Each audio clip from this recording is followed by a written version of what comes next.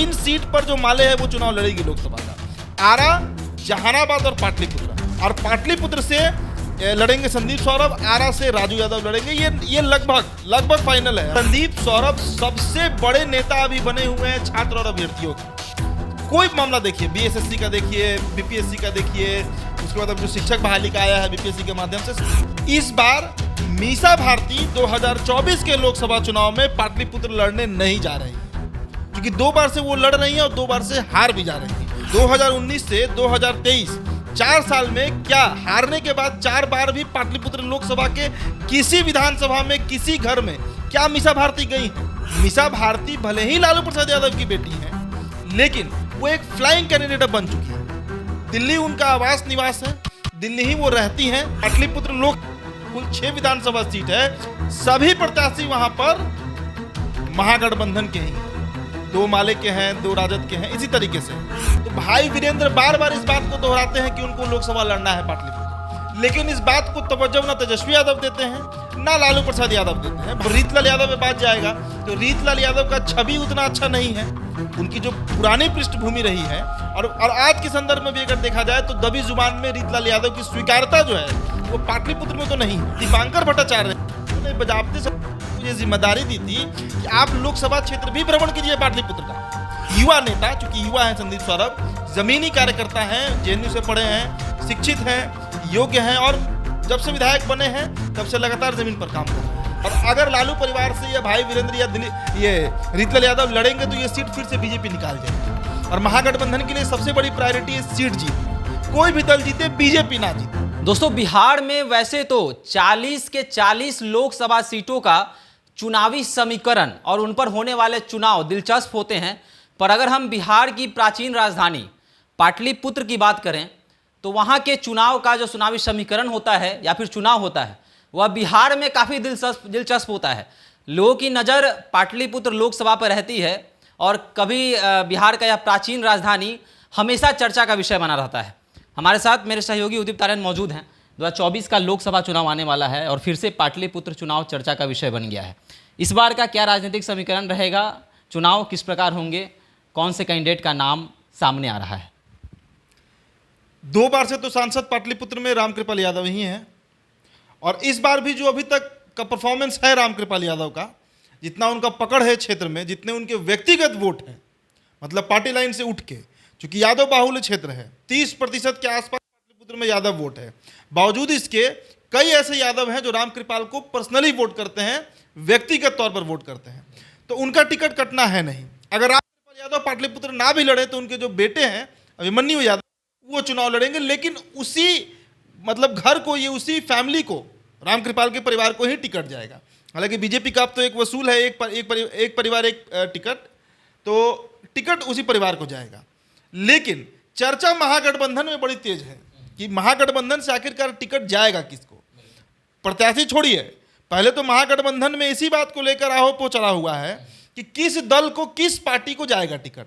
अभी तक जो खबरें हम तक आ रही हैं, इस बार मीसा भारती 2024 के लोकसभा चुनाव में पाटलिपुत्र लड़ने नहीं जा रही हैं, क्योंकि 2 बार से वो लड़ रही हैं और 2 बार से हार भी जा रही हैं। और हारने का कारण समझिए, 2019 के बाद जो हमारे दर्शक होंगे वो भी इस बात पर जरूर एनालिसिस करेंगे कि 2019 के बाद आज 4 साल बीत चुका है। इस मई के महीने में 4 साल इस सरकार को पूरे हो गए। 4 साल में क्या 4 बार भी मीसा भारती पाटलिपुत्र गई हैं? 2019 से 2023 4 साल में क्या हारने के बाद 4 बार भी पाटलिपुत्र लोकसभा के किसी विधानसभा में किसी घर में क्या मीसा भारती गई हैं? और अगर नहीं गई हैं तो वहां की जनता उनको क्यों वोट देगी? मीसा भारती भले ही लालू प्रसाद यादव की बेटी हैं, लेकिन वो एक फ्लाइंग कैंडिडेट बन चुकी है।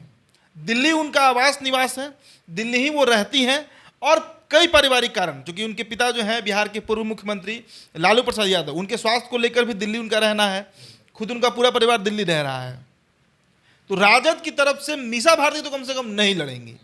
इस बार खुद लालू प्रसाद यादव ही भी इस बात पर सोचेंगे और शायद उनको टिकट ना दें। तो इनके अलावा अब राजद में कौन कौन से नाम बचते हैं?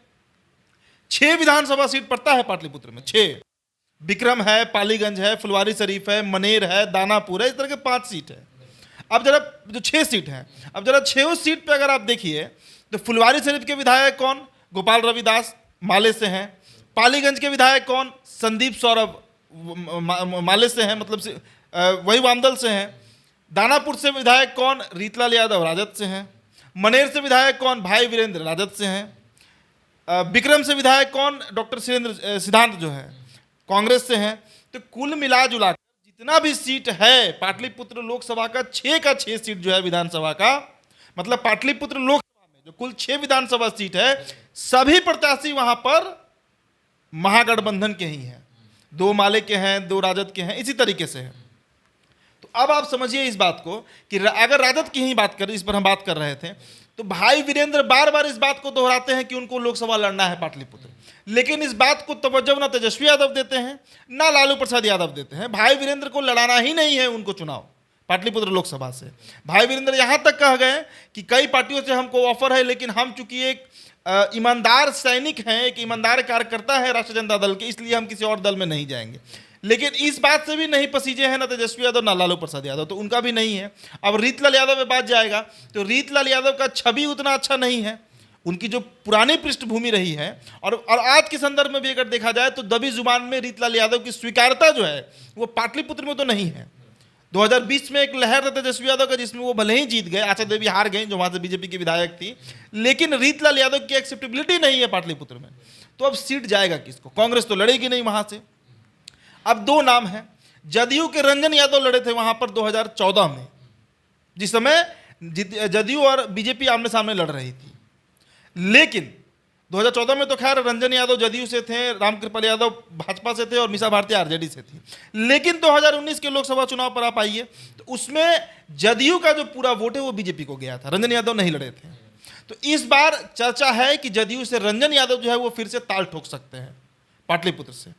इसके अलावा जो सबसे प्रमुखता से इस पार्टी का नाम चल रहा है वो माले ही है, और माले में हम नाम तक बोल दे रहे हैं, नाम तक खोल कर रख दे रहे हैं। संदीप सौरभ जो पालीगंज के विधायक हैं, उनकी सबसे बड़ी दावेदारी मानी जा रही है पाटलिपुत्र में। देखिए 3 सीट पर जो माले है वो चुनाव लड़ेगी लोकसभा का, आरा, जहानाबाद और पाटलिपुत्र। और पाटलिपुत्र से लड़ेंगे संदीप सौरभ, आरा से राजू यादव लड़ेंगे। ये लगभग फाइनल है। हम पूरी तरह किसी बात का राजनीति में गारंटी वारंटी होता नहीं है, लेकिन लगभग फाइनल है। समझिए फुलवारी शरीफ का सीट माले के पास है। पालीगंज से तो विधायक हैं ही संदीप सौरभ, और संदीप सौरभ के साथ सबसे बड़ा एडवांटेज क्या है कि संदीप सौरभ सबसे बड़े नेता अभी बने हुए हैं छात्र और अभ्यर्थियों के। कोई मामला देखिए, बीएसएससी का देखिए, बीपीएससी का देखिए, उसके बाद अब जो शिक्षक बहाली का आया है बीपीएससी के माध्यम से, सभी जगह पर बढ़ चढ़कर संदीप सौरभ जो है वो जमीन पर काम करते हैं। संदीप सौरभ जाति से, यादव जाति से आते हैं। इसके अलावा खबरें ये भी आई कि संदीप सौरभ जब छात्रों का जो बीएसएससी वाला आंदोलन हो रहा था उस समय जो दीपांकर भट्टाचार्य उन्होंने बजाबते सौरभ को ये जिम्मेदारी दी थी कि आप लोकसभा क्षेत्र भी भ्रमण कीजिए पाटलिपुत्र का। तो दीपांकर भट्टाचार्य जो हाई कमान है उनके द्वारा जब कहा गया कि आप इस पर मतलब भ्रमण करते रहिए, पाटलिपुत्र लोकसभा सीट का दौरा करते रहिए, जनसंपर्क बढ़ाते रहिए, इसका क्या मतलब है ऐसे बताइए? मतलब साफ है कि संदीप सौरभ हो सकता है कि पाटलिपुत्र लोकसभा सीट से चुनाव लड़े। तो सबसे मजबूत दावेदारी किसी दल की अगर पाटलिपुत्र लोकसभा सीट पर है तो वो माले है, सीपीआई है। और इनके अलावा संदीप सौरभ सबसे मजबूत प्रत्याशी के रूप में खड़े हो सकते हैं। ये चर्चा है इस बात को लेकर, इससे इनकार नहीं किया जा सकता है। राजनीतिक गलियारों में भी चर्चा है, लोकसभा में भी चर्चा है, और बिहार के जो भी उस पार्टी से जुड़े हुए लोग चाहते भी हैं कि एक युवा नेता, चूंकि युवा है संदीप सौरभ, जमीनी कार्यकर्ता हैं, जेएनयू से पढ़े हैं, शिक्षित हैं, योग्य हैं, और जब से विधायक बने हैं तब से लगातार जमीन पर काम कर रहे हैं। खासकर शिक्षक अभ्यर्थियों, जो सरकारी परीक्षा के अभ्यर्थी होते हैं, उनके बड़ा आवाज बने हैं संदीप सौरभ। तो कई दृष्टिकोण से देखा जा रहा है कि पाटलिपुत्र लोकसभा इस बार बड़ा डिसिसिव होगा। लालू परिवार लड़ेगा नहीं, 2 बार शिकस्त खा रहा है, और किससे? रामकृपाल यादव जो 1977 में जब राजनीति शुरू किए तब से लालू प्रसाद यादव के साथ रहे। 14 में तो रामकृपाल यादव इसी बात पर अलग हुए लालू यादव से कि वो पाटलिपुत्र का सीट मांग रहे थे। लालू यादव ने अपनी बेटी मीसा भारती को लड़ाया तो वो जाकर बीजेपी से लड़ गए। अब अगर जातीय गणित का आप समझिए, उस दृष्टिकोण से भी टिकट किसको मिलना चाहिए? 30% के आसपास यादव वोट है, 25 से 30% के आसपास पाटलिपुत्र में यादव वोट है, और उतना ही सवर्ण वोट है। अब सवर्ण में सब जाति ले लीजिए, जिसमें अकेले 12% भूमियार है, अकेले 12% भूमियार है, बाकी अन्य जातियों को जोड़ लीजिए। इनके अलावा कुर्मी के बाद 6 से 7% के आसपास वोट है। दलितों का अगर 20 से 25% के आसपास दलितों का वोट है वहां पर, तो कुल मिला जुलाकर फाइट जो होगा वो नेक टू नेक होता है। मतलब neck to neck fight Pataliputra में होता है। और अगर लालू परिवार से या भाई वीरेंद्र या ये रीतलाल यादव लड़ेंगे तो ये सीट फिर से बीजेपी निकाल जाएगी। और महागठबंधन के लिए सबसे बड़ी प्रायोरिटी है सीट जीतना। कोई भी दल जीते, बीजेपी ना जीते। इसके लिए राजद ये कुर्बानी दे सकती है कि वो पाटलिपुत्र सीपीआईएम को दे दे, संदीप सौरभ लड़ जाए वहां से, और अगर जीत गए तो ये बहुत बड़ी उपलब्धि होगी। रामकृपाल को हराना बहुत बड़ा उपलब्धि होगा राजद के लिए, क्योंकि सबसे बहुत बड़े नासूर हैं रामकृपाल यादव लालू परिवार के लिए। तो कुल मिला जुलाकर अभी तक जो गुणागणित है वो यही बैठ रहा है। सुबह सवाल तो ये भी उठता है कि मुस्लिम यादव और भूमियार के गढ़ माना जाता है पाटलिपुत्र, और कहीं ना कहीं लालू प्रसाद यादव भी वहाँ से 2009 में हारे हैं, मीसा भारती भी हार चुकी हैं, और उसके बाद अब संदीप सौरभ अगर महागठबंधन से आते हैं तो फाइट कितना टफ होने वाला है यादवों के गढ़ में। खासकर यहाँ पे रामकृपाल यादव को काफ़ी लोकप्रिय नेता माना जाता है, और ज़मीनी हकीकत अगर जाने तो वहाँ पर लोकप्रिय भी हैं। रामकृपाल यादव बहुत सारे लोग के घर पर पहुँचते भी हैं, ज़मीनी बहुत बड़ा मजबूत है। तो कितना टफ होगा फाइट? देखिए, जाति समीकरण के हिसाब से ही हम बता रहे हैं ना कि संदीप सौरभ जो है वो यादव जाति से आते हैं, उनका जमीन पर पकड़ भी बहुत मजबूत है, युवा है और नया चेहरा होंगे पाटलिपुत्र के लिए, जो पहले नहीं लड़ा है और पहली बार विधायक भी बने। भाई वीरेंद्र 4 बार से विधायक बन रहे हैं। रीतलाल यादव का पृष्ठभूमि सही नहीं है, संदीप सौरभ के साथ वो कोई पॉइंट नहीं है। तो महागठबंधन के लिए जैसा मैंने पहले बताया कि प्रायोरिटी सीट निकालना है। कौन सी पार्टी निकाल रही है, कांग्रेस निकाल रही है कि माले निकाल रही है कि नीतीश कुमार की पार्टी निकाल रही है, ये मायने नहीं रखता है। बिहार में अधिक से अधिक सीटों पर झंडा गाड़ना है, और यही प्राथमिकता है महागठबंधन की। तभी ना भाई जो ये बातें चल रही हैं विपक्षी एकता की और केंद्र सरकार को मतलब हटाने की, उखाड़ने की, क्या है ये सब? सीट अधिक से अधिक जीतेंगे तभी हो पाएगा, और उसके लिए ये कोई बहुत बड़ा कॉम्प्रोमाइज़ नहीं होगा। 3 सीट तो माले मांग ही रही है। हम तो कई दिन से चर्चा कर रहे हैं कि वामदल जो है वो बिहार में 3 ही सीट मांग रही है, मात्र 3 सीट, जहानाबाद, आरा और पाटलिपुत्र। इसके अलावा 1-2 सीट पर और बात हो सकती है, लेकिन ये 3 सीट पर वो दावा बार बार कर रही है। तो प्रत्याशी भी तो उतना नहीं है। तो इसलिए संदीप सौरभ का हर दृष्टिकोण से, जाति समीकरण देखिए, पृष्ठभूमि देखिए, राजनीति देखिए, उनका जो काम करने का प्रणाली है वो देखिए, हर दृष्टिकोण से वो सेट बैठ रहे हैं। तो इस बात में दो राय नहीं है कि अगर संदीप सौरभ को टिकट जाएगा तो कोई बहुत अचानक से जाएगा, अचानक से नहीं जाएगा। सोचा समझे तरीके से उनको टिकट देना है। 2019 का लोकसभा चुनाव था, तब भी लहर उठी थी कि मीसा भारती चुनाव नहीं लड़ेंगी, पर तेज प्रताप यादव लगातार सामने आ रहे थे और मीसा भारती पर उनका नाम सामने ला रहे थे कि मीसा भारती ही चुनाव लड़ेंगी, और यह आरजेडी का सीट है। तो क्या संदीप सौरभ के लिए लालू परिवार कहीं ना कहीं कुर्बानी देगा अपना वो सीट जो जिस पर हमेशा से लालू परिवार लड़ता आया है? 2019 का समीकरण अलग था। जदयू उस समय एनडीए के साथ थी, आज जदयू जो है वो विपक्ष में है, तेजस्वी यादव के साथ है। तो जब बैठकर बैठक होगा और सीट का बंटवारा होगा तो उस समय नीतीश कुमार का राय भी लिया जाएगा, और नीतीश कुमार के लिए प्राथमिकता वही है कि अधिक से अधिक सीट जीतना। उसमें मीसा भारती फिट नहीं बैठती है, ना लालू परिवार का कोई भी सदस्य फिट बैठता है, और ना ही तो राजद का कोई नेता ही फिट बैठता है। तो वो सीट किसी भी स्थिति में नीतीश कुमार या तो रंजन यादव को लड़वा देंगे जदयू से, और नहीं तो फिर माले को दिलवा देंगे, वामदल को दिलवा देंगे। संदीप सौरभ के लिए क्लियर हो जाएगा रास्ता। अच्छा, एक और प्रश्न होगा, चर्चा का विषय ये भी है कि तेजस्वी प्रसाद यादव की पत्नी भी आ सकती हैं, उनका भी नाम सामने आ सकता है। तो क्या कहेंगे कि राजनीति में उनका करियर का शुरुआत होना कहेंगे, और पाटलिपुत्रा से? ये कहना बहुत अतिशयोक्ति हो जाएगा। जब लालू प्रसाद यादव वहां से चुनाव हार सकते हैं, मीसा भारती चुनाव हार सकती हैं, तो फिर जो नई बहू है उनका तो क्षेत्र से कोई कनेक्शन भी नहीं है। और ऐसा नहीं है कि मीसा भारती के लिए राजद कुंभा प्रचार नहीं किया था। मीसा भारती के लिए पूरा राजद, राबड़ी देवी से लेकर लालू प्रसाद यादव सब लोग पहुंचे हुए थे चुनाव प्रचार करने। तो राष्ट्रीय के लिए भी पहुंचेंगे ही ये लोग। लेकिन जब मीसा भारती हार सकती हैं, जिनका जन्म कर्म सब यहीं पर है, पटना का ही है, तो फिर इनके लिए अभी राहें उतनी आसान नहीं है। उनकी पृष्ठभूमि बनानी पड़ेगी, उसमें समय लगेगा। इसलिए उन पर तो दाव नहीं खेलेगा राजद। हमको नहीं लगता है कि लालू परिवार अभी फिलहाल और बिटिया हुई है, तो कई तरह के मामले हैं, इसलिए उनको तो नहीं लड़वाना चाहिए। सीट जाएगा तो दूसरे ही दल को जाएगा, जदयू को जाएगा या वामदल को जाएगा।